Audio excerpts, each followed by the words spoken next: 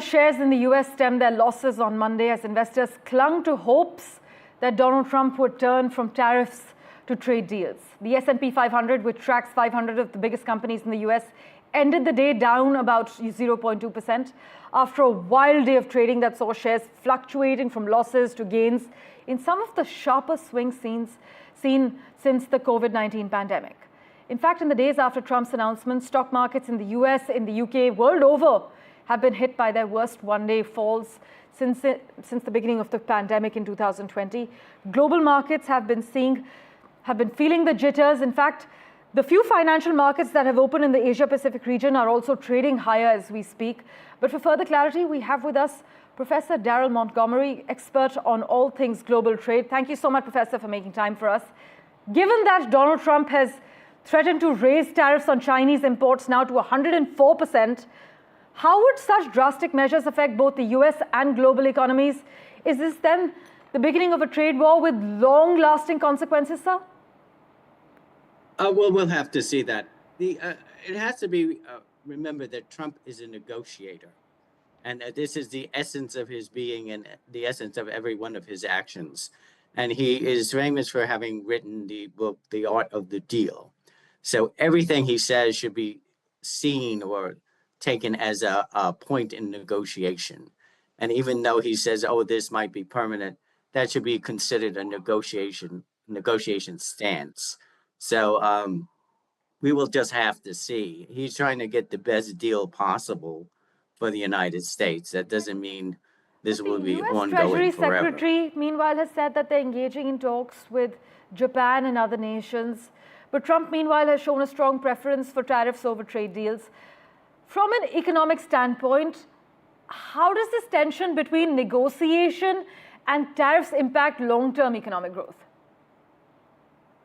Well, this is adding to, the world is undergoing deglobalization, which was actually mentioned in your previous segment. And this is just exacerbating that trend that already existed. And this is going back to earlier American political stances from before World War II. The Republican Party always preferred like high tariffs and to protect American industry. And Trump is simply trying to return to that earlier era.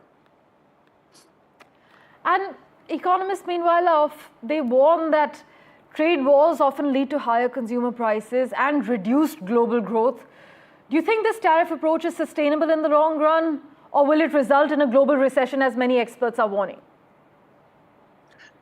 Well, we'll have to see how it turns out. I mean, you can't take everything that's being said literally. These are like stances for like, how can I get a good deal?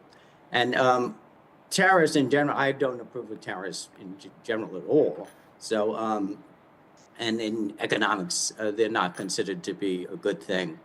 But they do exist, and we have to see what will happen. And it does not mean we're going to have a massive global recession, depression because of these tariffs.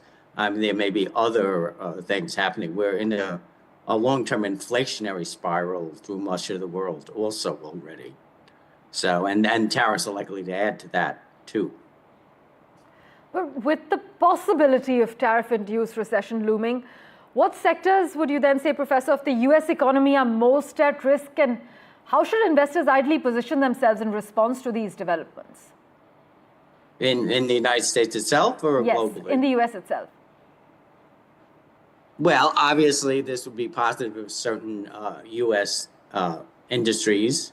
In fact, US steel went up quite a bit today because the tariffs are protectionist. And all in all, I would consider, gold is in a very, very big rally, and that's good for everyone in the world. Right. And other metals like silver, copper recently hit a new high. So, I consider commodities in general.